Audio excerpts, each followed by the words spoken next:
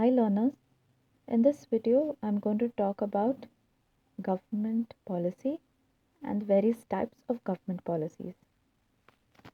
Government policies basically refers to the rules and regulations which is formulated by the government in order to impact the general working of the economy. So basically government policies is a government plan of action which is designed to affect the economic development in a country and to achieve the economic goals. Now, there are various types of government policies, like you have fiscal policy, monetary policy, regulatory policy, and judicial policy. And moreover, these government policies keep changing from time to time depending on the changes which are occurring in the environment. One example of government policy could be, in order to prevent or limit the entry of new competitors or new business in emerging industries. The government tries to prevent entry of certain competitors by way of licensing requirements, limits, or access to raw materials and all that. So basically, government formulates various kinds of policies in order to accelerate the rate of economic development in the country. Now, another type of government policy is in order to prevent or in order to make sure that the Indian companies have a major stake in any organization where there is a joint venture between an Indian company and an and a foreign company. The government has put the restriction that in any joint venture, more than 51% of the stake should be held by the Indian counterparts. Okay, so like this, government frames various policies in order to accelerate the economic development and also to achieve the economic goals. Now let's study each types of government policy in detail. Firstly, we have is the fiscal policy. Fiscal policy is the policy of the government which is relating to taxes. Now, in order to for the general working of the government, in order to pay salaries to various central government and state government employees, further in order to accelerate the economic development by way of development of infrastructure and other facilities, the government incurs government expenditure, and in order to meet the government expenditure, public revenue is collected by way of taxes. So basically, fiscal policies is the policy of the government which is relating to taxes.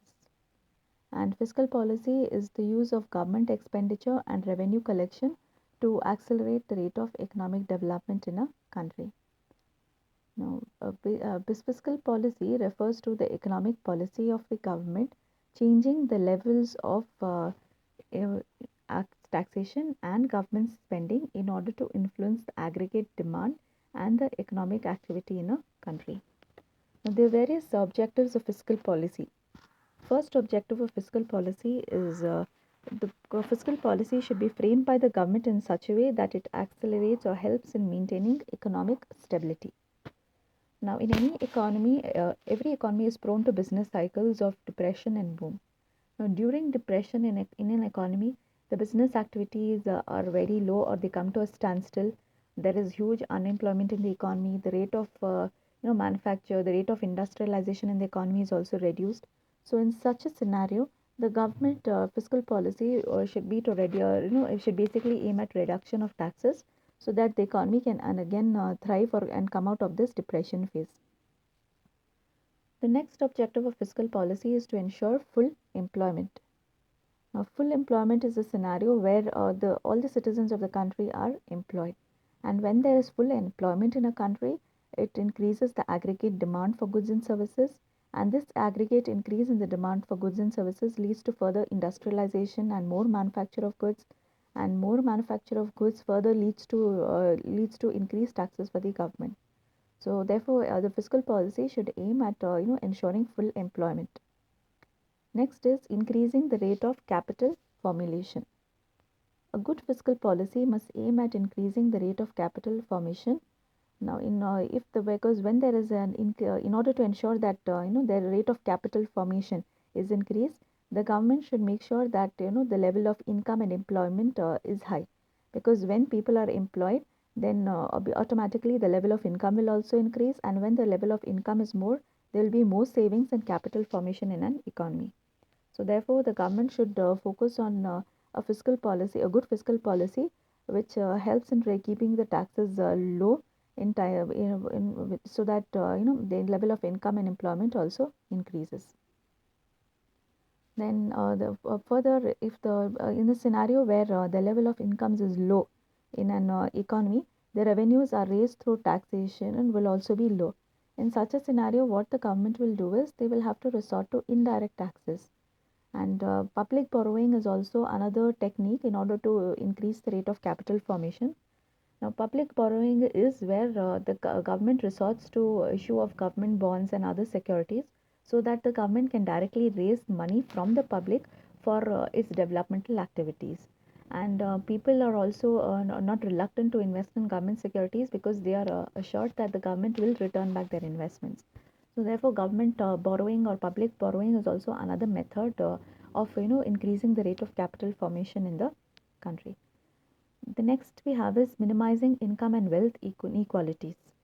Every economy should focus, in ensuring that there is a balanced dispersal of income and wealth among all the citizens, because concentration of wealth and power in the hands of a few citizens will lead to the formation of a capitalistic economy, which is not good for any country, which is not good in the long run. So therefore, indirect taxes should be heavy on luxury goods and light on necessary goods. This will reduce the disparities in the distribution of income and wealth.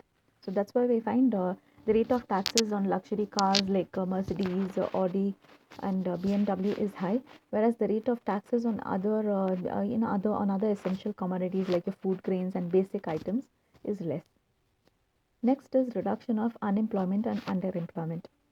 Unemployment is a situation where people are not employed, and underemployment is a situation where people are utilizing or working at levels which are much below their skills.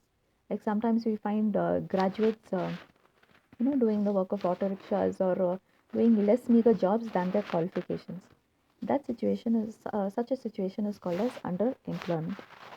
Now, further, public works like programs of building roads, bridges, undertaking multi-purpose projects will help in providing employment to citizens both in urban as well as rural areas. So, therefore, government should try to the fiscal policy of the government should aim at reducing unemployment and underemployment.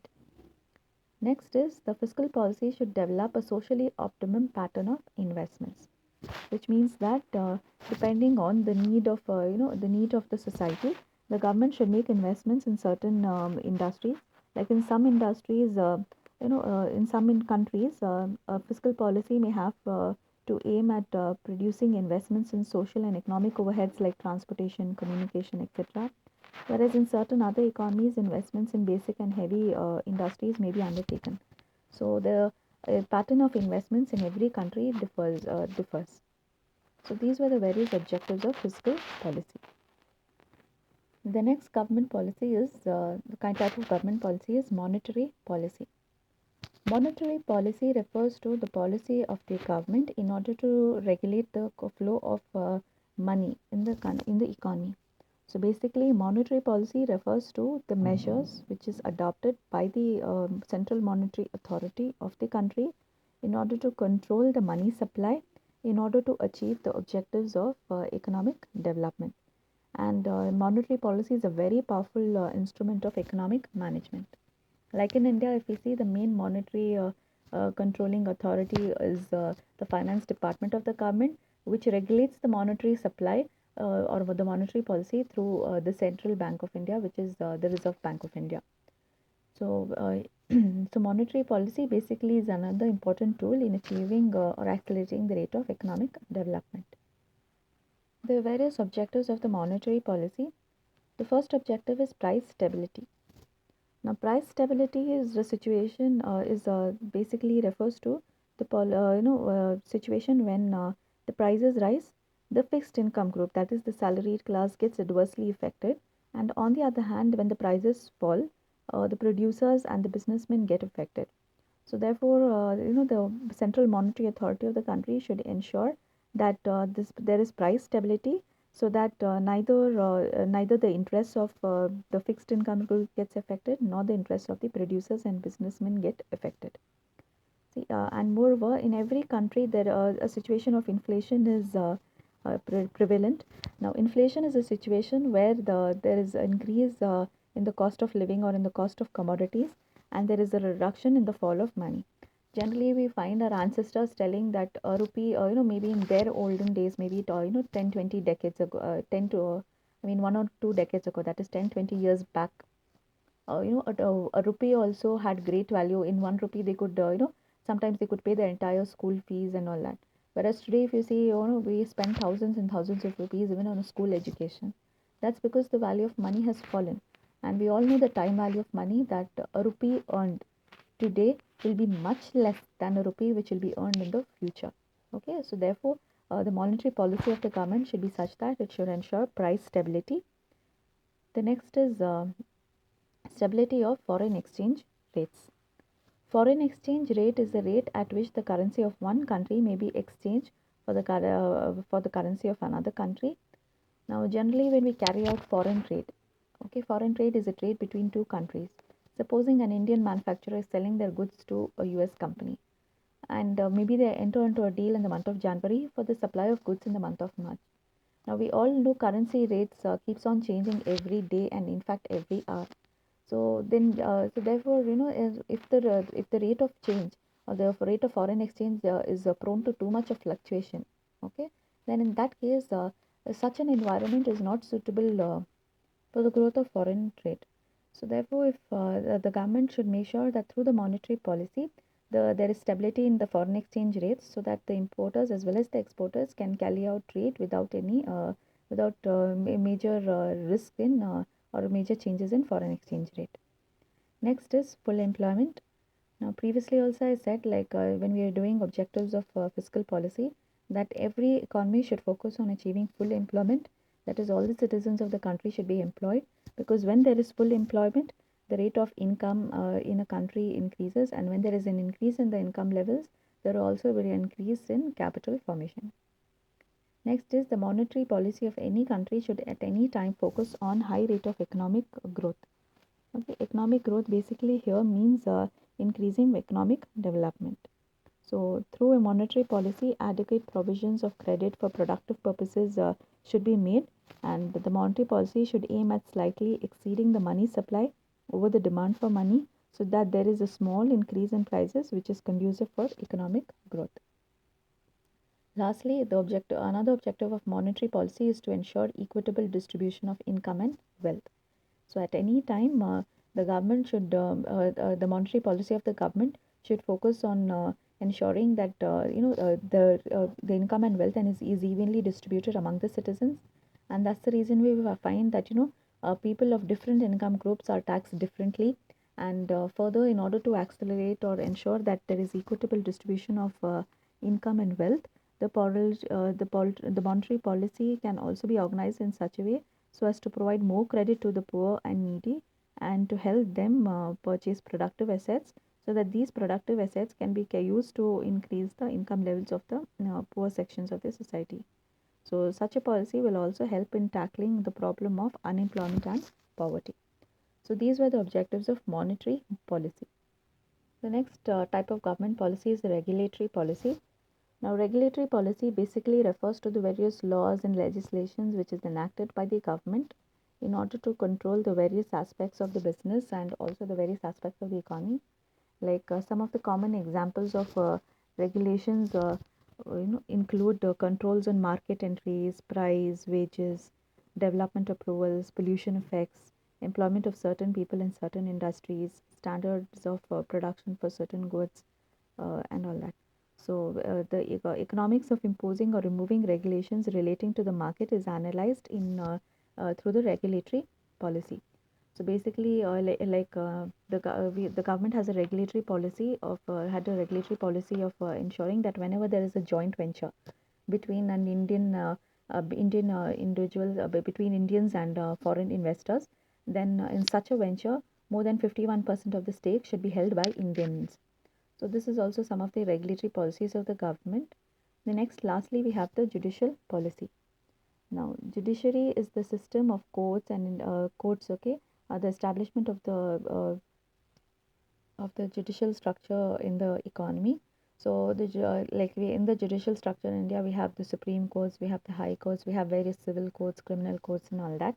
And basically, the judicial policy is that branch of the state which is often tasked with ensuring that there is equal justice under the law, and it usually consists of various types of courts which offer final appeals together with the lower courts. So these were the different types of government policies.